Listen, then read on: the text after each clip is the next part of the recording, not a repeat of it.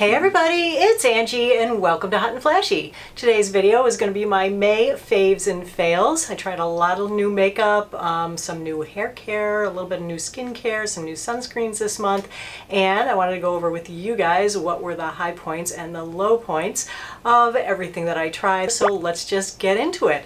Let's start with makeup. The first thing is the lippy. Oh my gosh, am I in love with this lip combo. I've been wearing it a lot, not so much in my videos, but like when I'm making videos in the background, so it's popped up here and there in some of my reviews, and a lot of you have been asking about what was that red lippy that I was wearing. So to create this red lip, it's actually, of course, a lip liner, because you need that to make sure that your red lipstick doesn't run up into your little lip wrinkles, and then a liquid lipstick. So the lip liner is from Mcgrath. It is the Mcgrath Labs Perma Gel Ultra Lip Pencil. This is in the shade Major, and this, when I got it, the color was a little bit disappointing to me. I wanted it to be more of a warm red. This is more of a cherry red that has like a lot of blue in it. I had actually specifically gotten it to go with this Stila liquid lipstick that I showed in a Faves and Fails a few months ago, because I first picked it up in a nice blush pink color. This one is called Sheer Patina, and I absolutely love this one. But then I liked it so much that I went back and I got another one, and that's this red one, and it is in Sheer Beso. And you can see the color difference between the two. The Mcgrath has more blue in it, and the Stila has more orange to it. I would prefer it if they were like much better of a match, but together they make a nice combo, and I was really impressed with the staying power of this lip liner. It is really impressive. I put it on in the morning. I kept checking in on makeup because I was trying a whole bunch of new makeup that day, and as I kept coming back, 7 hours, 10 hours, I had never reapplied either of these, and the lip was still in place and still looking practically perfect. There are two eyeshadow palettes that I've been using almost exclusively this month, so they're definitely my faves.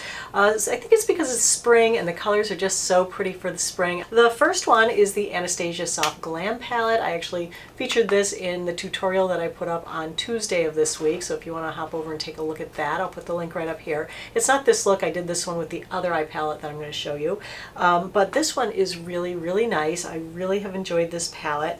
It's so pretty. It's my first Anastasia palette that I've ever purchased. This is the first one that they came out that at least had a few cooler pinks in it, and so I picked it up because I had always wanted to try their eyeshadows, and they are just as good as everyone says. They're really easy to blend, they're really easy to work with, they have great color payout. This palette has 14 pans, and it's a mix of shimmers and mattes, and it also is a mix of kind of warms and cools. It's just a very like neutral wearable palette, but some of the colors in here are so gorgeous. So for me, the colors that I tend to use more are like the mauve colors and the pinky colors, like these guys, this guy up here, and a lot of the orange and rusts are maybe a little bit wasted on me, but when I did try them a couple of times, I really liked the look that I got with them, and I thought it was really pretty. The other thing I like about this palette is that it comes with a really nice brush. This is $42, and I think it's definitely worth the price if you think you're going to get use out of all the pans. Then the other palette, as I mentioned, is the Too Faced Natural Matte palette. This is a re-release. I got this one in PR. I didn't buy this one, but it retails for $38, and it is a re-release of the original Natural Matte palette, which I had, and I liked it. I did a tutorial on it, but I found that I never really reached for it, and I actually just gave it away. That one was in the little metal tin. This one is in updated packaging, and I really love the new packaging on this. It's so pretty and elegant. It's got 9 pans of shadow in here, and I think that they're so much better curated and organized than the original Natural Matte palette. Of course, everything in here is matte. There are no shimmers, but they've reformulated the eyeshadows, and they've included some cocoa butter in them, which makes them so creamy and so buttery on the eye that they blend beautifully. My only problem with it is the scent. They added a lot of cocoa butter fragrance, which if you love that summertime smell, you will absolutely love this, because when you open it, it's like, ooh, summertime, summertime, suntan lotion. I know Too Faced is going heavy into the scents on everything in their product line. I hope they keep a couple things unscented, because I'm not a huge scent person. It always makes me wonder though, like, why do I want my face to smell like food? But that's just me. When I open this, yes, I can smell the cocoa butter. When I put them on my eyelids, I don't smell cocoa butter anymore, so that's good. And I love how easy it is to just like bam, bam, bam, do your everyday look. So if you're looking for a truly just right in the middle neutral look like I went with today, you would use the top row. There's your lid shade, there's your crease shade, and there is your deep in the crease for smoking out the outer edge or using as eyeliner with a push brush. It's the middle row that I've been using the most, which has the beautiful pink and a mid-tone mauve, and then a darker, oh, this wine color is just gorgeous. And then the bottom row is also really pretty. If you want to see a tutorial on this look, be sure to give the video a thumbs up, and then I'll know that you want to see it. And then another palette that I've been using just about every day and loving this month is the Urban Decay Sin Afterglow palette. This is a highlighter and blush and bronzer palette. I love these little box packages. It's got a big mirror inside, and then it has the most gorgeous blush colors. There's a warm and a cool. There's a couple of nice bronzers. One has a lot of shimmer to it. This one that's a little bit more red, and that's kind of the one that I probably wouldn't use as much, but I love this one called Paranoid up here. The bronzer is very pretty. Let me just show you the two bronzers and the two blushes on there. I mean, they're very subtle, and especially when you're doing a makeup look like this with a striking lip, you don't want the rest of your makeup to be competing with the lip, so you want to keep the rest of your makeup very kind of subdued, and that's what this palette enables you to do. They're not screaming for attention and vying for attention with the lip, but yet they're there adding that nice dimension to your face. So I'm wearing this blush today. This one is Score, and I'm wearing Paranoid, which is the bronzer. And I'm wearing the highlighter over here, which is called Sin, at the tops of my cheekbones as well. So that's a really nice palette. I reviewed a whole mess of Covergirl stuff this month because they sent me a giant box of things in PR. Two things that I really loved the most out of that set were the Covergirl Lid Lock Up. This is their eyeshadow primer. This stuff is great. I really, really love it. I liked it a lot in that video, then I've been wearing it ever since. My favorite eyeshadow primer is the Too Faced Shadow Insurance, but this is kind of giving it a run for its money.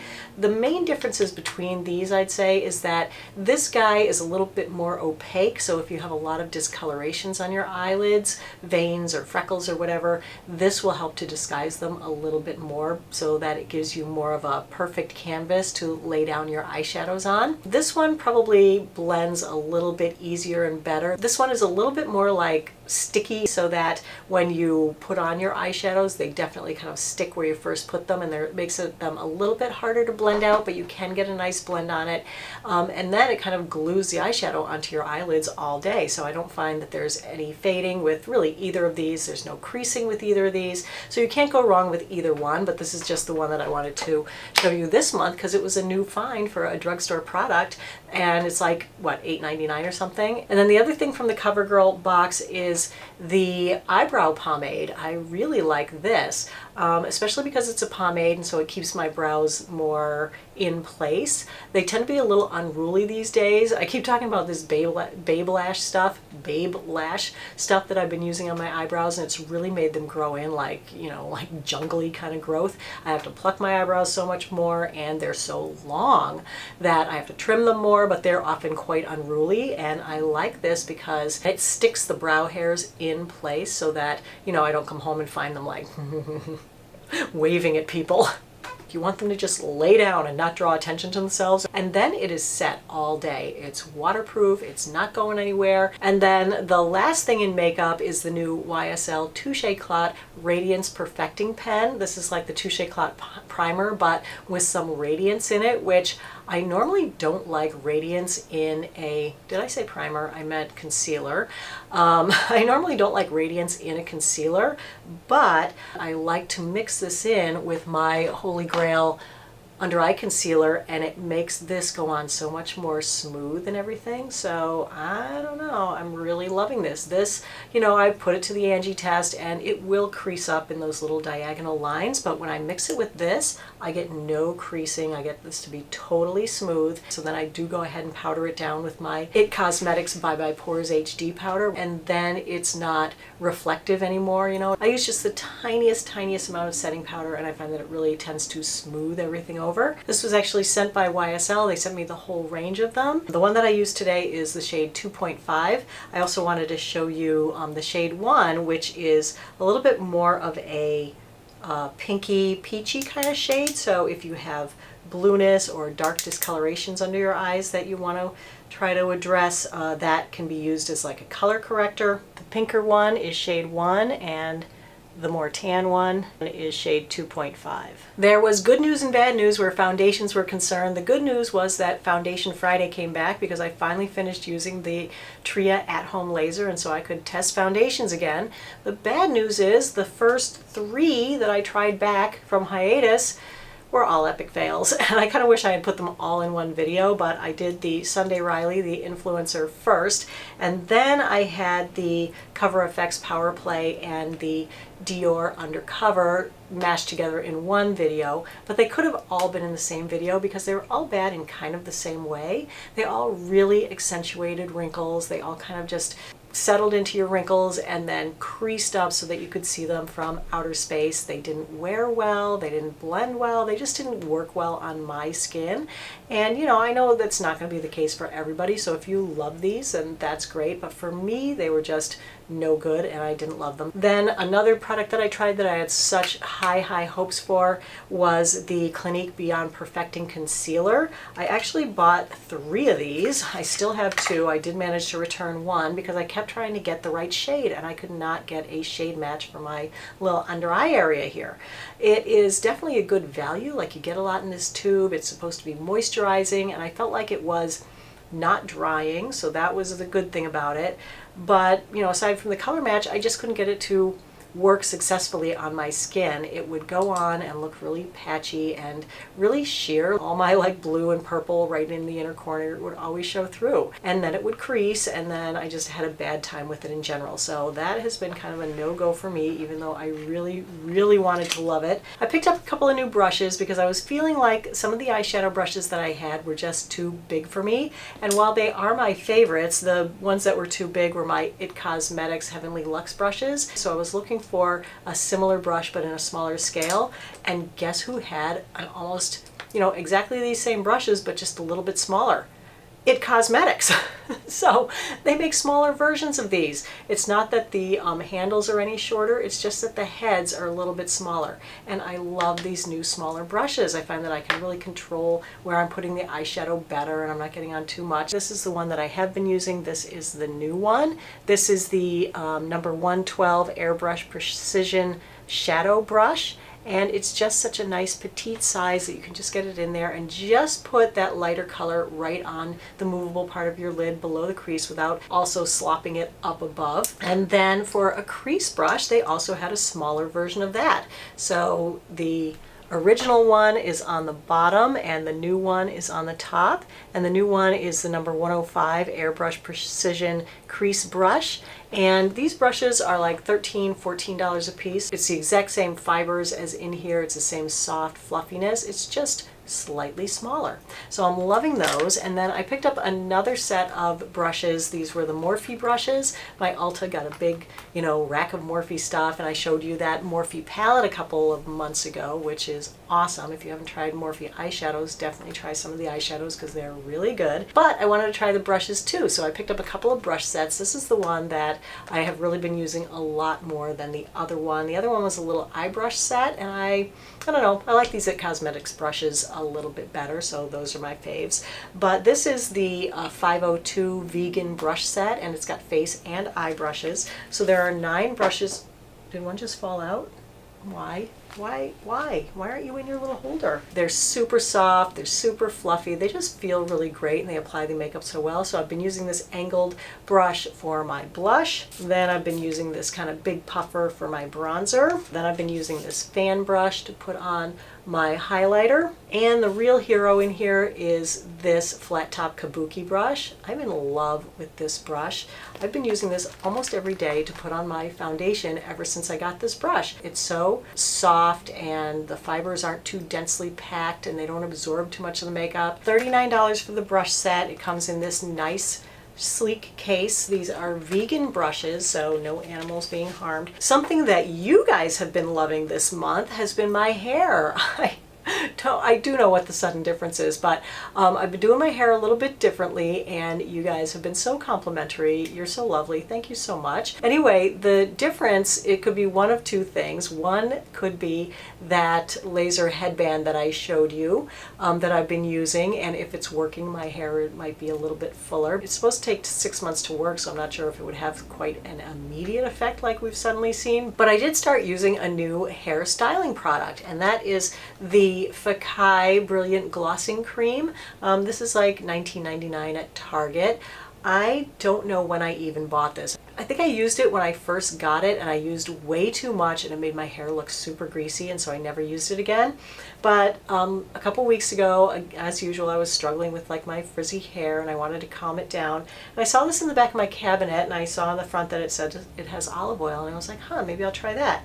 Well, this time I used the right amount, and I just started at the ends and kind of worked it up to about my ears, and I blew out my hair and it came out so nice. And I was like, wow, what have you been doing in the back of my cabinet so long? Why didn't you march out to the front and tell me, hey, I'm good, use me? And it's really nice for like taming your frizz, especially in these humid days of summer.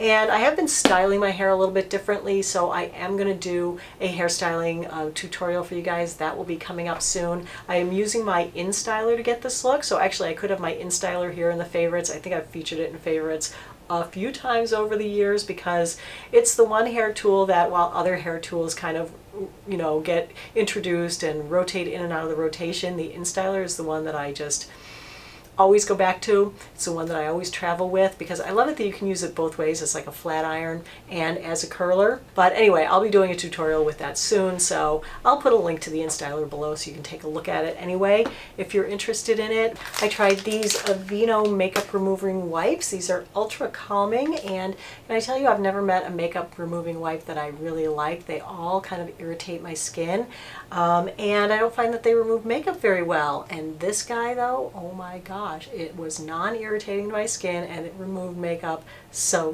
well. I couldn't believe it because I always wash my face after I use these because I hate the stuff that they leave behind. And so I went up and washed my face and I used my Wonder Cloth, and I'm rubbing my face with my Wonder Cloth and no makeup was coming off, which means that the cloth got it all off. So I'm really liking these. All right, a couple more things in skincare. I did my annual sunscreen testing video earlier in the month, and there was a new winner, and that is this Make Prem UV Defense Me Blu-ray Sun Cream. This is an SPF 50 plus PA++++. This is a Korean sunscreen, and it reduces heat in your skin caused by infrared. It also protects you against pollution and blue rays from your devices. So it's a really great sunscreen that just melts right into your skin. It's a mineral-based sunscreen, so it only has zinc oxide and titanium dioxide, so it's very mild and gentle on the skin. It won't ever cause burning around your eyes or anything. It doesn't feel greasy, and it works